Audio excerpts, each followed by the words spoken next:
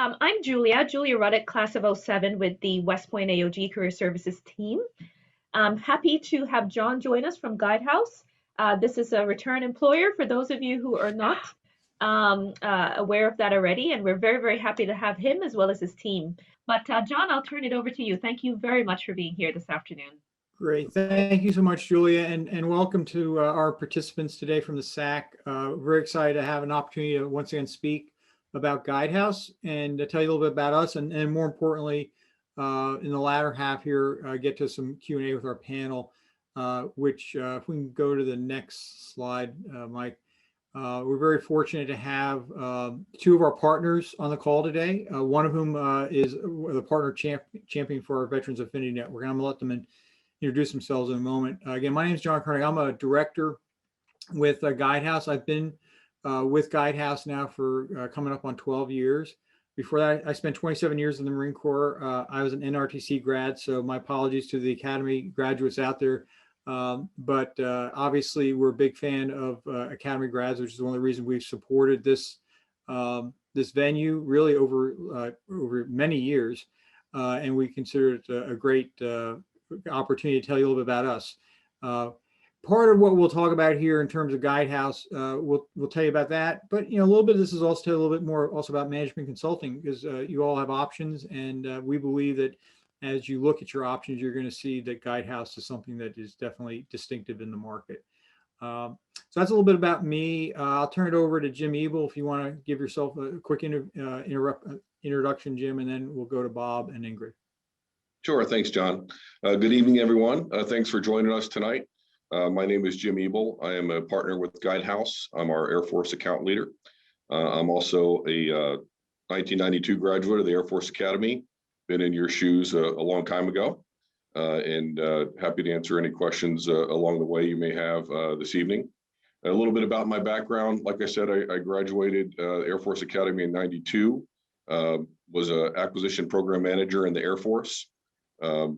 Left there to pursue my MBA and join the consulting world from there. And I'm coming up on my 15th year with Guidehouse. So happy to be with you this evening. Bob? Thanks, Jim. Hi, everyone. I'm Bob Pavlak. Thanks for joining us. I am the partner that leads our Army business. I started my career as an Army officer after graduating from Georgetown, got out, went to business school, got into consulting and realized I missed being around the mission of defense. And so have been able to forge a career working at the intersection of public and private sector, primarily with Department of Defense clients, but also other public sector and private sector clients, trying to bring leading business practices to help our warfighters be more effective and efficient. Thanks.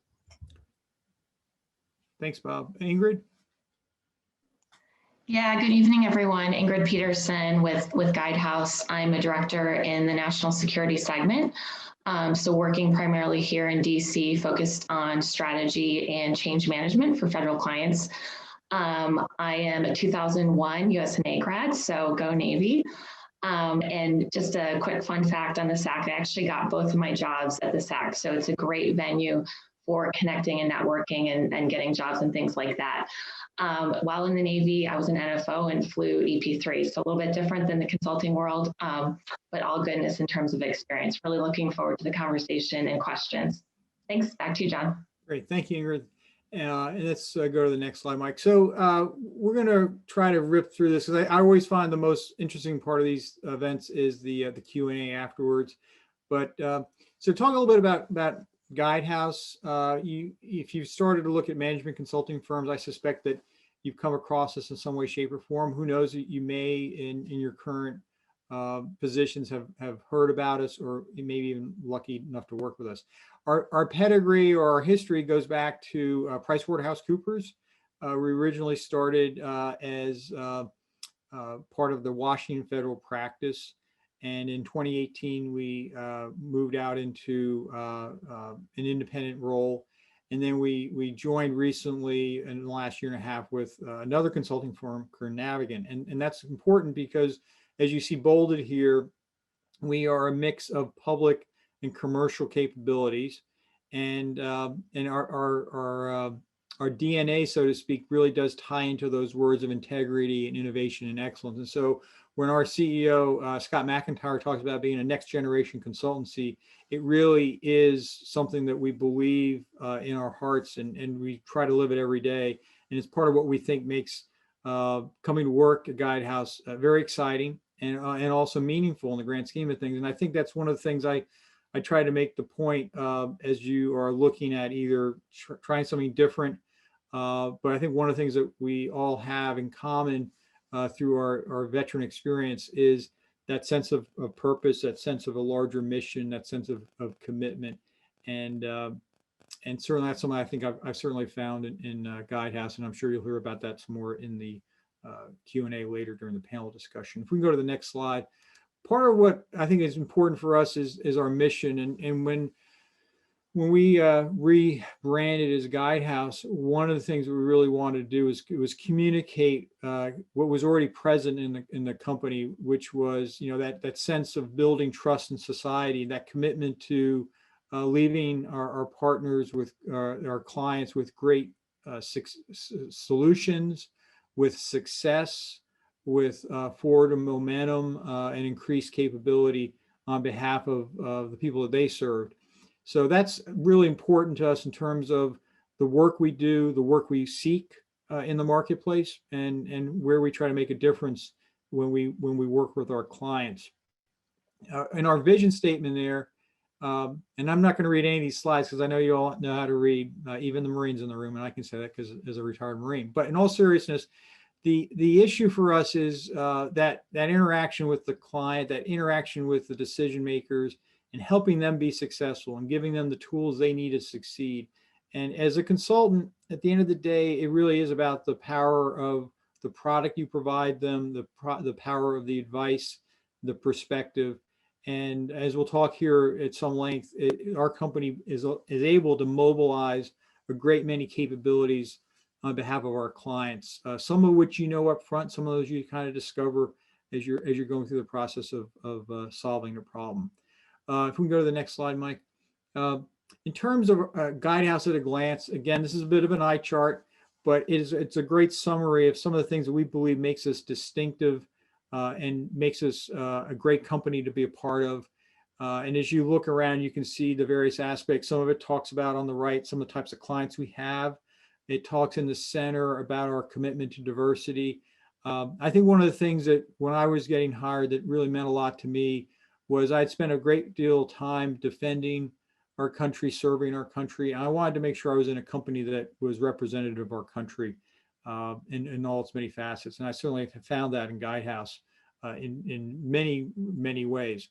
We're recognized across a variety of industry standards, as you can see on this chart, whether it's in terms of our relationship to our employees and how they feel about the workplace that they are able to participate in and make a difference in.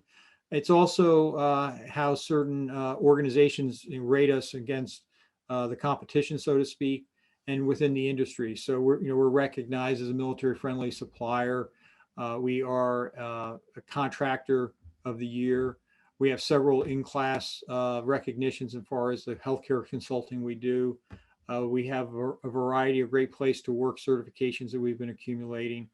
And I think the other thing that's probably most critical is, as part of our DNA, is we're one of the few management consulting firms and the only large management consulting firm to have ever been recognized with the Malcolm Baldrige National Quality Award, which, if you're familiar with that, is a real commitment, not just to the delivery quality, but all that goes into that comprehensively, from corporate strategy to the staff and the types of people that are brought into the company, the way we retain people, and the quality of services we provide to our clients. So again, this is just a slide to sort of give you a sense of what you'll see. I know when you see other presentations, you're going to see similar accolades, and you should use them as a way to assess the fit of your expectations with the culture of the company you want to join. And I think that's really a critical point here, is that every company has a different culture. Some of them are similar because if they're doing professional services, there's going to be certain types of things that are necessary to be successful in the market and with clients. But even amongst organizations like that and some of our competitors, there are distinctive differences between them in the grand scheme of things. And so hopefully this kind of a slide will help you to distinguish and discern some of those differences. In terms of, we can go to the next slide. Obviously, this is a couple headshot. No, I'm sorry, go to the next slide, Mike. Thanks. There's a quick headshot. Our leadership. I mentioned Scott McIntyre is our CEO. And you can see here, just like any other company, we have a CEO and we have a growth officer who's very much focused on not only our growth, but also making sure that we're developing new solutions. And part of any good management consulting firm that's fit for the environment and competitive is you have to be, to use that old Wayne Gretzky quote, you have to go where the puck is, not where it's going, where it's not where it is. And so being able to anticipate where the market is going and the solutions that are going to be necessary in the future for the success of our clients is something that we're constantly thinking about. And then you can see, obviously, we've got other key leaders. If we can go to the next slide. In terms of how we're organized, just talk a little bit about how we are organized. Different companies you'll see are organized in a variety of ways, and that's driven by their company operating model, the types of clients that they seek to serve in the marketplace, and the kind of services they provide.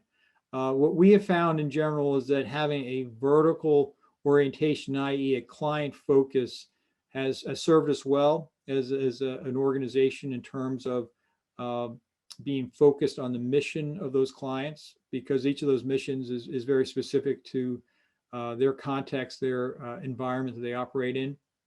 And so we've got large segments that are oriented here. And so in the center, you can see, we've got organizations on health. We call it national security in our organization because that includes organizations like Homeland Security and these other elements of that, some of the lettered agencies and the like. We also have a distinctly different defense segment, which is where we have the DoD, the rest of the DoD and the military services, and also what many of you will recognize as the fourth estate.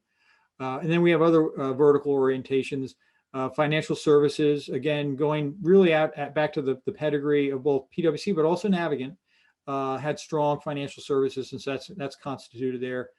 We have a very distinctive energy sustainability infrastructure capability, both in the federal and commercial sides, that we can talk a little bit about here shortly. And then lastly, we have a strong orientation on state and local. Just like any other organization, we do have a couple cross-cutting capabilities, one of which is our advanced solutions, which we'll talk about, and then another offering managed services, which we won't talk about that very much, but that's a capability that we have in terms of serving our clients. Next slide, Mike. Again, a little bit about how we're organized. I mentioned sort of the verticals and the cross growths here. And the idea is that the various intersections between some of the advanced solutions and our vertical solutions is where a lot occurs. In some cases, though, across segments, you'll see some collaboration also. But in the end of the day, the orientation here is to provide the services that our clients need that bring in from across the entire company, whatever that might be. So what we find in most of the work we seek to support our clients with is what I consider kind of like a overlap of a Venn diagram. We go after difficult problems. That's the problems that our people want to go solve. That's the reason they want to get up in the morning and go to work. And so, and that typically means that a complex problem requires a complex solution in some way, shape, or form. And so by being able to reach into a large portfolio of solutions, we're able to come up with the solutions that are necessary to meet our clients' needs. Next slide. What does that look like? Well, this is a quick overview of the sorts of things that we do across each of those segments in a variety of ways. And as in some cases, we have some clients that are further along in a particular requirement. Other clients are maybe only encountering a problem early or a little later in the process. So as an example, when you look at something like operational effectiveness or technology solutions, you'll find that there'll be some clients that are earlier adopters and some are later adopters, or they need to continue along the maturity model of progression in a particular area over time. So again, these solutions, these core competencies that we have across the company are again like sort of like a palette of paint. We pull them out and mix them in a variety of ways to deliver services. And so when you come into a company like Guidehouse, you may start off in a particular area. You might be focused on risk or an operational effectiveness, but you'll often find yourself in an engagement that is a mix of several others in order to maintain, either develop that solution that the client needs in some way or form. And that's what that kind of integration across a variety of functions and capabilities and competencies is what really gives that solution to the client that they're in most cases needing to meet on a particular timeline or to achieve a certain quality outcome or a certain desired outcome. Next slide. So here's a couple of examples, a little more detail on what I mentioned earlier in terms of where we are vertically oriented across our client space. So again, in the area of like defense, we have a variety of capabilities there. In many respects, a lot of what we do is in some way, shape, or form related to sort of the business operations of the Department of Defense. If you're looking for work to go out and do a training equip mission or some sort of mission assurance, it's not really what Guidehouse does. If you are interested in trying to help a program like the Joint Strike Fighter be more effectively and efficiently managed, or if you're helping to help develop new initiatives for the Army in some respect, and you can ask some of these questions during the Q&A later, you're going to find that's the sort of work we do in terms of taking something and either helping to develop something new, a deployment of new technology, or in some cases, making it more efficient and effective over time. In terms of energy sustainability infrastructure, we have a wide range of work that we do across industries like electrical and elsewhere, where we are helping our companies either, in some cases, they're again looking for operational effectiveness. In other cases, they're looking at acquisitions or the development and fielding of new technologies in order to be more competitive in the marketplace. Financial services, we have pretty much a full set of capabilities there. I think one of the things that is most interesting about the financial work we do is on the commercial side in terms of acquisitions and due diligence, as well as we have some really neat and cool fraud, waste, and abuse capabilities in our financial services group that is a good example of what we share across the other segments. So they're the holder of those capabilities, but they and oftentimes will share those capabilities across the other segments depending on a client requirement or need. Healthcare, we are astride both public health and also commercial healthcare in a variety of ways. We have clients, CMS, NIH, and the like, as well as a variety of major healthcare systems, payer providers, and the like, to include also a variety of life sciences. We've been very much involved in the supply chain of several of the vaccines for COVID that are being deployed today. And we've also helped several brand name providers maintain their operations throughout COVID, beginning last April, by helping them set up testing capabilities for their workforces so they can stay in business. National security, again, we do a tremendous amount of work across a variety of organizations within both Homeland Security and other agencies. I would say in general, if you have a high-level security clearance and this area interests you, then we're interested in talking to you. It's certainly one of the common connecting files there. We also, again, do a fair amount of, for want of a better word, business integration, financial management, basic activities like that in terms of process improvement, solving a new problem, or in some cases, a new initiative that's critical to senior leadership and policymakers within Homeland Security.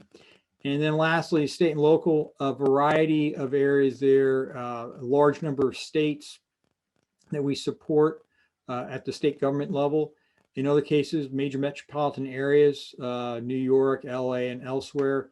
And then on top of that, a variety of special activities, things like Superstorm Sandy, which struck the Northeastern United States years ago, the recovery from Houston. We've had teams down in Puerto Rico and elsewhere.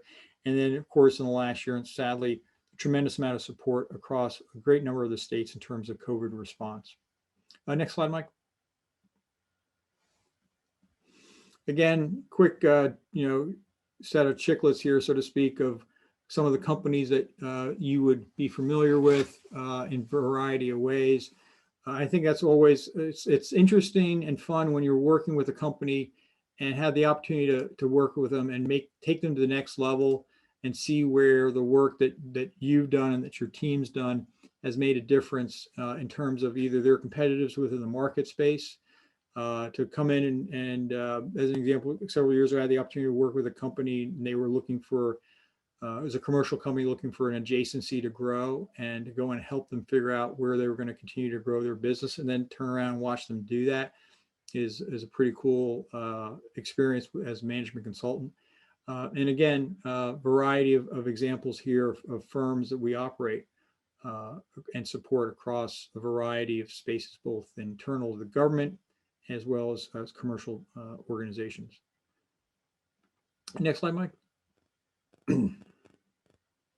I mentioned briefly our advanced solutions capability. It's kind of funny. We used to call them the solutions group, and that was great back in the day. And now they redesignated as advanced solutions because they have continued to grow and extend closer to the cutting edge in many respects. And so, again, what we find is that many times our clients are looking for something to get them either more efficient, more effective, more competitive. And so by bringing in a variety of some of these solutions, we do two things. One is we're able to bring the solution, but more importantly, because of the way our teams are organized, those teams are very much up to date on leading practices, best practices from across the industry. We tend to have a what I call a vendor agnostic approach in terms of we will come in and figure out what is the real problem, the real requirement of the client, and then regardless of any particular preconditions, we go and find them the best solution. In some cases, it might be one type of technology and it's a different environment, different client. It might be a different technology. So we do not have a one-size-fits-all approach to technology. And very much seek to deliver, for want of a better word, a bespoke or custom approach to each of their solutions. We find this has made us very distinctive in the market, and because of our the way we integrate and operate, there's a lot of collaboration that allows us to assemble teams on pretty short notice and deliver really superior results to our clients. In alignment with the market team, the segment team, that allows them to really understand the environment that these technologies that are being deployed into, and really that accelerates the development of the solution and the ultimate success of it. Next slide, please. And then lastly, real quickly, we like a lot of companies, we have developed an innovation lab. It's used to drive, in many cases on a time-sensitive nature, some new initiative. It allows us to integrate design thinking technologies and applications, and allows us to really accelerate a client's delivery of solutions. Usually that's done in a collaborative experience, and I've had the opportunity to use this lab on occasion. And then as you can see at the bottom of the slide, it also allows us to bring in some of our external partners. We have an excellent relationship with MIT and several other academic institutions and nonprofits that we can bring into these environments to help accelerate a problem-solving experience for our client, either collaboratively and co-creatively, or in some cases iteratively, depending on what the client's availability and problem set is. And so we customize the solution, bring them into this innovation lab, and then work through either a series of solutions, and oftentimes, working on the premise of fail early. And so that iterative process is pretty unusual. It's more common in the commercial side, but we find increasingly in the federal side, we have clients that are increasingly interested in attempting that and are much more open to it than they were a few years ago. Next slide. Okay, real quickly on locations, as you can see on the map, we have a pretty extensive capability here in the United States across a great number of the states, but we also have a growing presence in other parts of the world, Europe, Germany. I have a colleague I work with who's in Switzerland.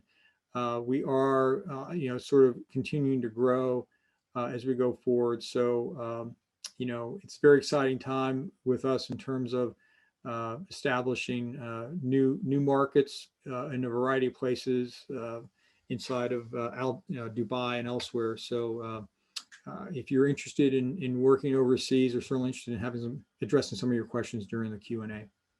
Next slide. Okay, so lastly, sort of sum up with this, and I think we got 2 more slides here, but just to sort of summarize what is all that I've just been covering mean in terms of a career in Guidehouse. And I think a couple of things I would just, as you look at this slide, and you can see again on the right some of the recognition that we've received over the years and currently. I always come back to, at the end of the day, is having that impact on the client. And so the idea of having a meaningful career and having the opportunity to have a career, whether you have done an initial tour in the service of our country and now looking to move back in the United States, or you've had a 20-year plus career, or maybe you've been doing something else and you're looking for a change. Guidehouse really is a long-term employer. We do not hire for a contract, and at the end of the contract, you're on your way. I'll give you an example. It just happened the last week that impacted me. We had a client that needed to cease work for a while. So we had about 35 employees, some of whom we'd only hired in the last 2 or 3 months. And, we went right to work. And within, I think, a matter of days, all those individuals were reposted to other engagements around the company. We have a commitment to our staff, and I've seen that happen on a regular basis around the company, and certainly I'm sure my colleagues have seen the same. So I think that kind of commitment is critical. During we've had government shutdowns over the years, sequestration, and in each of those cases, we did not have layoffs, we did not have workforce reductions, we did not back out people's compensation levels or anything like that. And then I think the last thing I share is that even during COVID, we have continued to grow in the market, and our top line in terms of number of employees has continued to grow, which I think speaks to our ability to be relevant to our clients even during a crisis, to come forward with solutions that they need, and for them to see the value that we bring even during times of uncertainty, that we show up and make a difference on their behalf. So I think that's really critical. We have a huge commitment to individual growth, and so that's something that whether it's day-to-day feedback, the opportunity to invest in additional education, the need for maintaining certifications or getting new certifications. We're very much committed to that, in the grand scheme of things. And then lastly, this workplace of the future. Obviously, it meant something a year ago. It means probably even more now in terms of what is the future for work. Our company has made a great deal of investment in this concept. And when COVID-19 came on board last April, we went right into remote operations without missing a beat. Excuse me.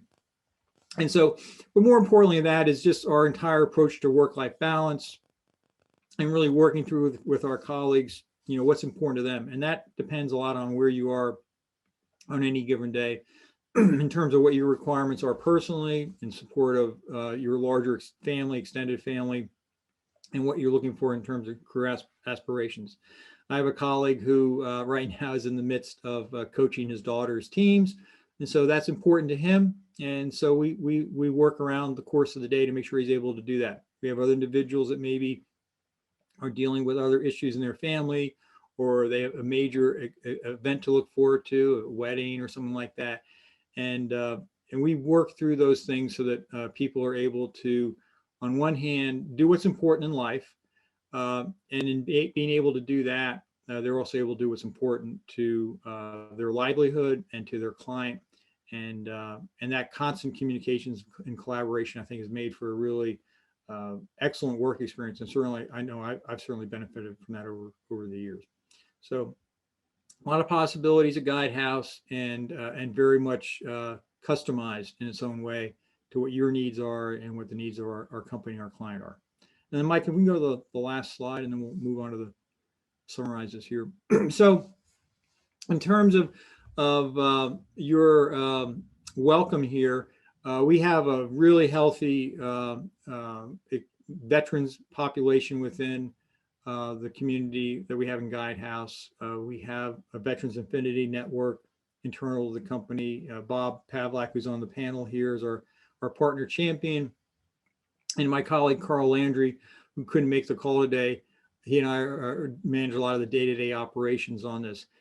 This is, I think, something you can look forward to if you come to Guidehouse. We make a real commitment, particularly to mentorship, so that if you're a veteran joining Guidehouse, we have a coaching culture already in the company, but we make an extra effort on mentorship to help make that transition into your post-military career and or just into Guidehouse in general.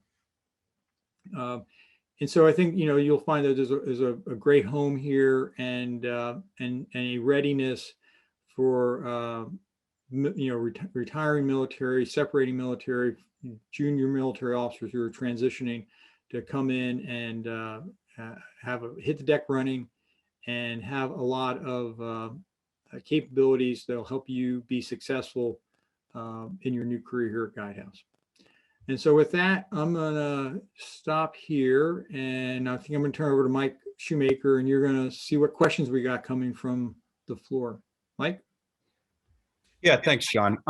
So Jesse, who's one of our lead recruiters, has answered a number of the questions specifically, but perhaps I'll paraphrase some of them in the case that maybe it provides a little bit of insight into Guidehouse, as well as helps people with their transition. And sorry, I think I'm still off camera here. In case I need to be on camera. But so the first one was, do you have any requirements for program and project management involving integration of data analytics and machine learning?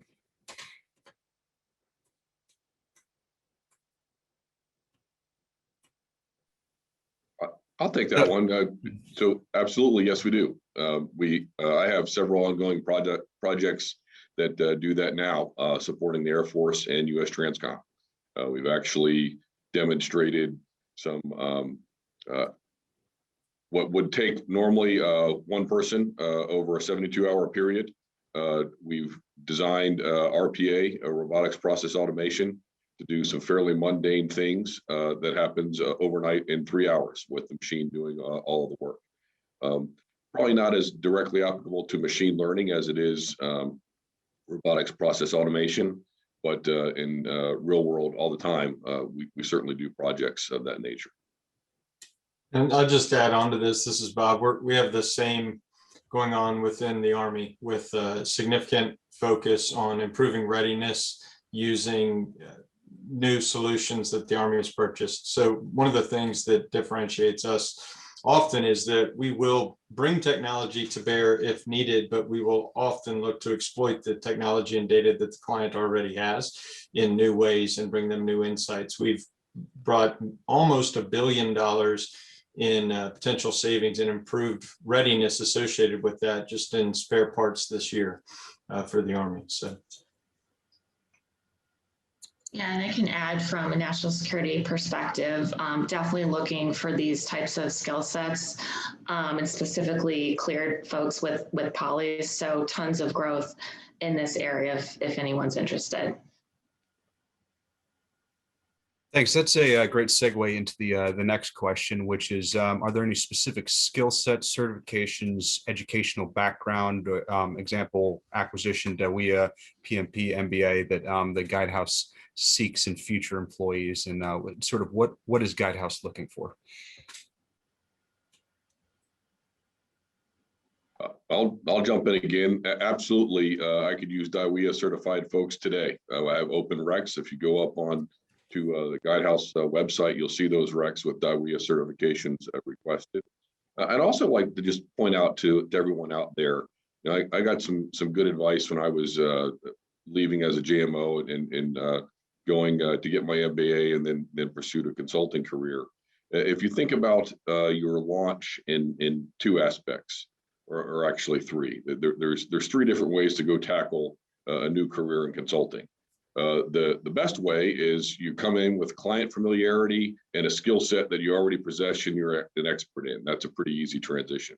Most people aren't so fortunate.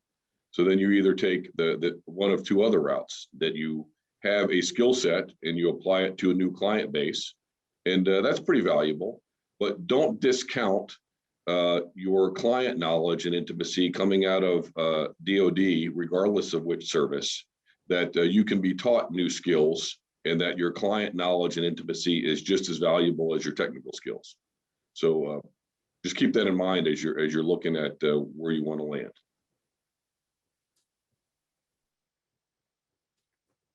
All right, another question is, over the course of someone's career, are they able to, do they stay in the same business segment, or do people move around? And I'll also add in from, I think, other questions, can they both move around segments as well as different locations? So what's that flexibility? John, do you want to take that since you've done a little bit of that? Yeah, I'm an itinerant. No, in all seriousness, yes, you move around. I mean, I think one of the things to remember is, you go where the clients are and where the need is. And so I've worked in military healthcare. I've worked for a period of time. I worked in the Marine Corps space. I've worked supported other defense initiatives. I've supported defense commercial clients. I'm currently now. I started a year ago. I thought I was going to do a 10-week agile sprint for the Health and Human Services headquarters. About 4 weeks into it, they started whispering the word pandemic in the hallways, and off I went.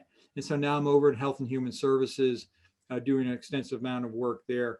I've seen countless folks that if you have the right skill sets, whether it's data, whether it's project management, program management, financial management, those are skills that you will go in a variety of different areas depending on what's necessary. So yeah, we have a lot of folks that move around, and we have processes in place that enable that. I think that's one of the things that I've always found fascinating about this company is the ability to move around. I've had quite a few folks, as I'm sure others on the team have, that started in public sector, and now they're serving commercial clients. I have people I have someone right now that's working for me that started years ago working for Coca-Cola, and now he's leading an enterprise risk management work on behalf of Health and Human Services. So there is a fair amount of movement between that. It's really what skills you have and how they're relevant to the next problem that a client has.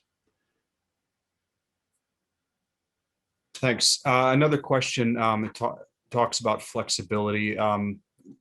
Basically sort of the brick and mortar concept versus remote versus collaboration across different teams and locations. There's a geographically based teams, expansive teams at different locations. Sort of how does that work? And I think I'd also add into that question, how has that changed within the pandemic timeframe? Yeah, I can speak from a national security perspective. So I think, a year ago, especially in the IC, this would have been unheard of. Like, how can you possibly do client work remotely? I think we've come a long ways since March of last year.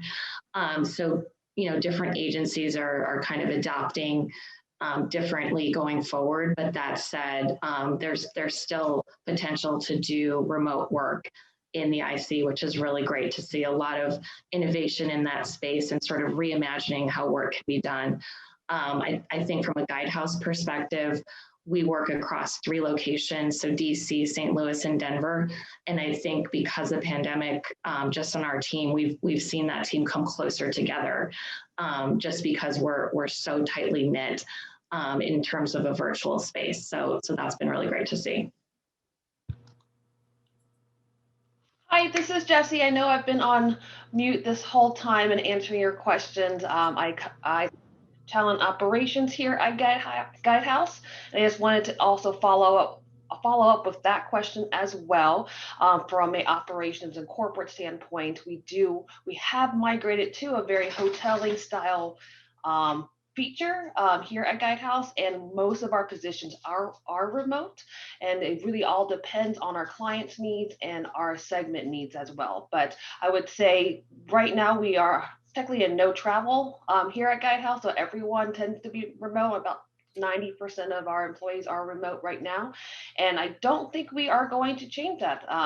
Financially, it is beneficial to us to not have brick and mortars, but our offices are hoteling right now. Great, thanks, Jesse. I saw you had asked to answer some of those questions live, so sorry that I didn't get to that immediately. Here's another good question. I think that's apropos to all of the panelists. Does Guidehouse sponsor new hires getting clearances if their clearances have expired? Yeah, I can speak to that. We're definitely looking for folks that are cleared at some level. Obviously, if it's a higher level, that's better because you're going to get to an even higher level faster. But that said, we have hired folks straight out of college and put them into the process and seen the benefits of that.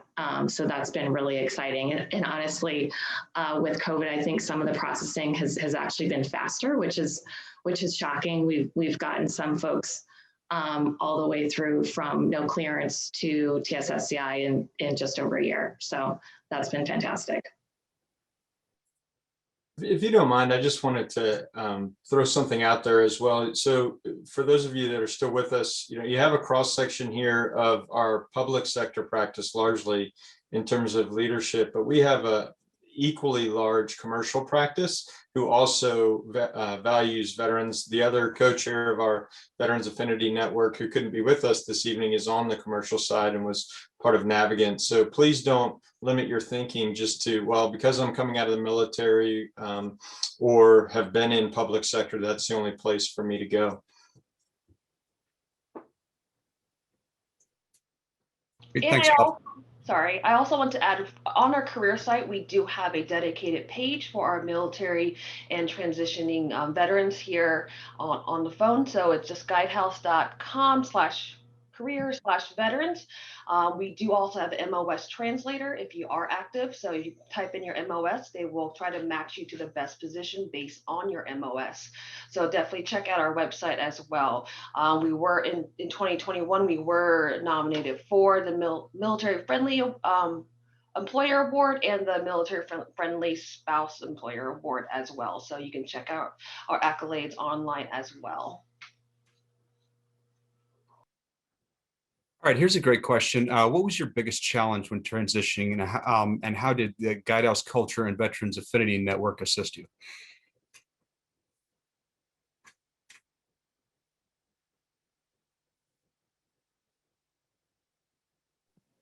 I can start. I think one of the biggest challenges for me was just realizing that I wasn't the decision maker in some of these meetings that I was having with clients. So instead of, I'm a government person, on behalf of the military, I'm now in a consultant role, and that was it was just a change, right? Something that I needed, kind of a different mindset for. And certainly talking with other folks on the team kind of helped me through that. In terms of the Veterans Network, that was fantastic. Again, really strong at Guidehouse. And I think, like we said on the panel, you're getting so many different perspectives from the different services. People have had different experiences, but you all share that unique, we've done this together kind of thing. And so that was really helpful in the transition. This is a great network to go back to, even though I'm not quote new anymore. So it's just nice to have additional perspective when you need it. And just, if I may, we're also adding, continually progressing with John and Carl's leadership, and a lot of folks like Mike and others who really put a lot of work into helping people transition with a mentoring program. We've now started hosting a veterans focused new hire panel every quarter so that people can ask questions.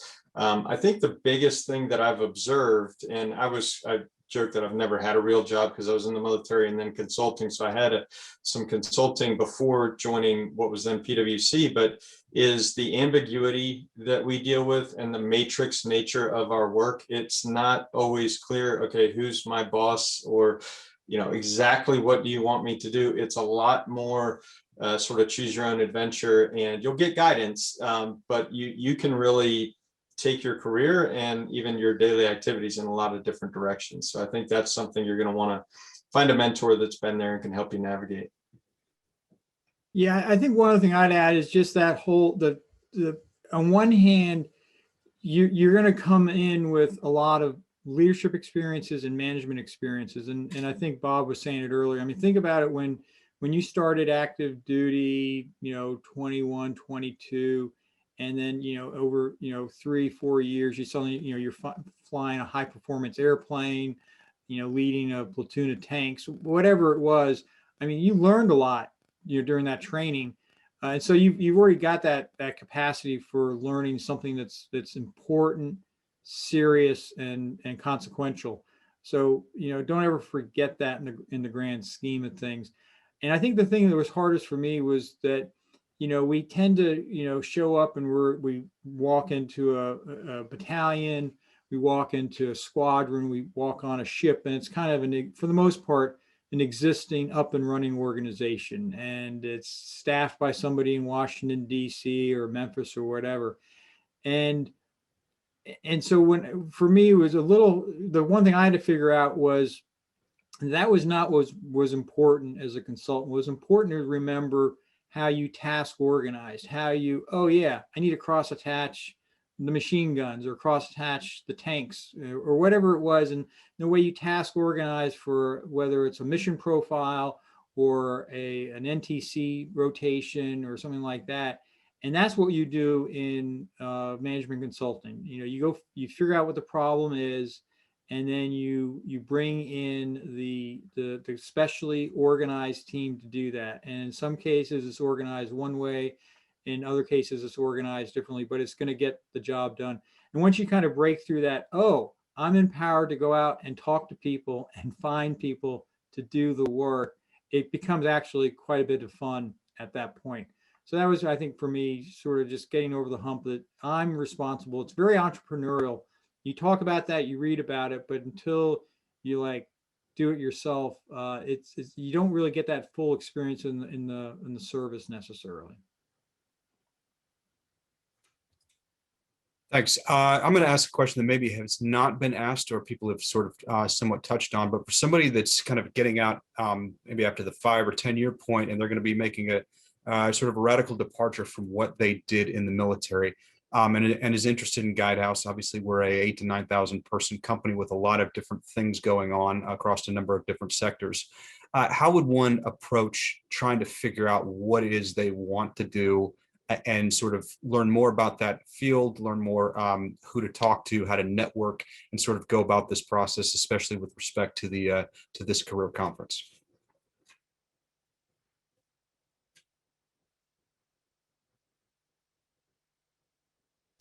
Well, I'll take a first whack at that. I think it's two things. One is make sure you write a list of things you don't want to do. So, because sometimes that's as important as knowing what you want.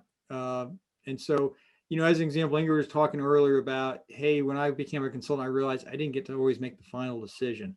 So if you're someone who likes to stand up and make a decision and be the executive, there's a little bit of that in Guidehouse day to day, but for the most part, you're not going to be able to say, hey, we went through 3 options. Here's the plan. We're going to do X. No, the client gets to make that decision. So you have to go with what the client decides. So I think that's part of it. And the other thing is, reach out to folks. I mean, part of tonight is, hearing what we have to say. This intrigues you. You've got sessions later this week. Come talk to us, start the conversation there. Use LinkedIn. You may find that there's somebody in the company from when they were on active duty with you. Leverage that relationship and talk to them offline. Say, so what's it really like inside the company? Is this something that you know me? We serve together. Do you think this would be a good fit for me? So those are the kinds of conversations that I think you early on want to look at, in terms of an internal, self-appraisal on what you are willing to do and not do, and whether it's a good fit with management consultant, and then go find people in those companies to talk to who can give you the next level of detail that you're looking for. I don't know if anyone else on the panel has any other thoughts in that regard. Yeah, John, I'd like to pile on to what you said too. Make sure you realize you're not going to be able to get all the information you need virtually, looking it up on the internet, or even talking to your own existing network. You have a skill set and your credential coming out of the military, being a veteran and graduating from a service academy. You're desirable. Employers want you. But take advantage of the interview process and ask questions. It's not just an interview where we as an employer are talking to you to see if you're a good fit. Talk to us to see if we're a good fit for you, and invest the time. Go to multiple interviews, interview with multiple companies, ask questions, even do follow-up interviews, and gather the information that you need, not just in an information sense, but get to know the people you're interviewing with. Is that someone you want to work with? Sometimes it's no, and that's okay. You need to figure that out for yourself. And then other times you connect and it's, wow, I want to work for this place. And you won't find that out if you try to do everything virtually and then think that you want to land it on a single interview. It's not a failure to do multiple interviews to choose where you want to go.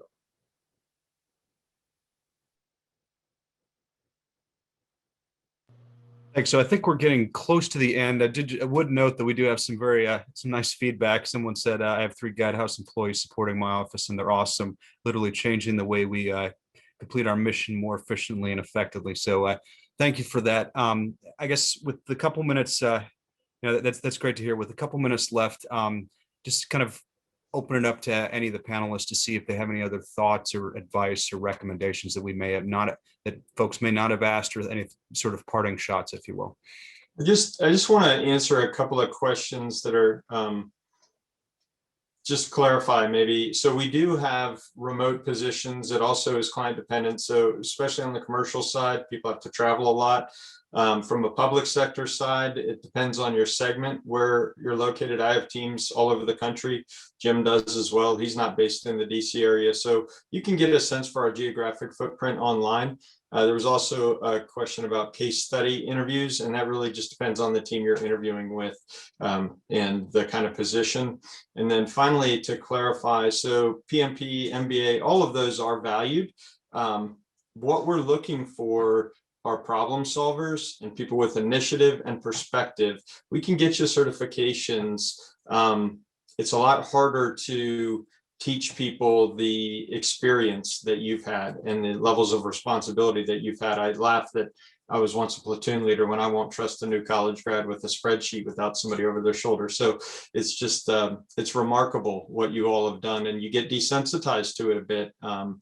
But it's pretty remarkable, and we're excited that you took the time to listen to us tonight.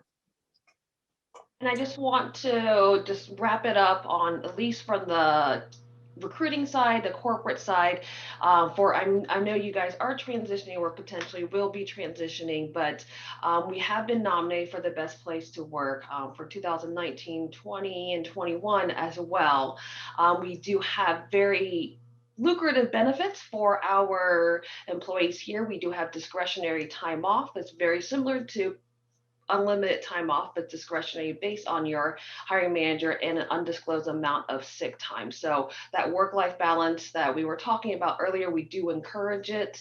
That's why we do offer our employees what we call discretionary time off and undisclosed sick time as well. Our benefits are available in each job description. So just scroll all the way to the bottom. You can see our benefits. We have great maternity leave and paternity leave here as well at Guidehouse.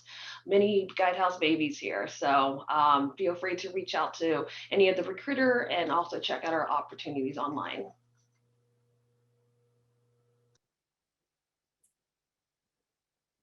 Thanks, Jesse. All right, one more minute. Anybody, anything else? Hey, Mike, are we all, this is John, Mike, are we all set for later in the week as far as the opportunity for folks to come talk to you and some of the team? Yes, we are. We're setting up the booth as we speak, and I'm actually going to be taking care of much of that tonight. We have a very large team that's going to be participating, including both recruiters as well as veteran service academy graduates, both and as well as people across different industries. So there's going to be a number of different people to come by and talk with. You don't have to get just one data point. There's a lot of different people to talk to, and we'll have that information available. So we're looking forward to the conference on Friday.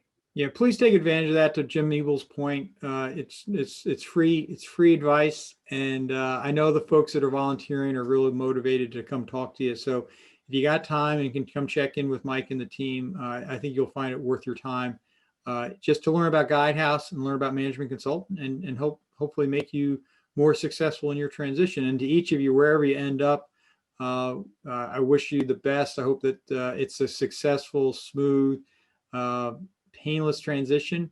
And if you find you get someplace and you're not happy there, then pick up and move on. Don't settle for anything than the best of what you enjoy and what makes you happy. And then finally, thank you for your service to our country. And I wish you all the best going forward. Turn it back over to you, Mike and Julie. Thanks, John. Appreciate it. That's everything. So thank you for joining, and best of luck, and see you on Friday. All right. Well, thank you, everyone, and we'll definitely see you Friday. Take care. Bye.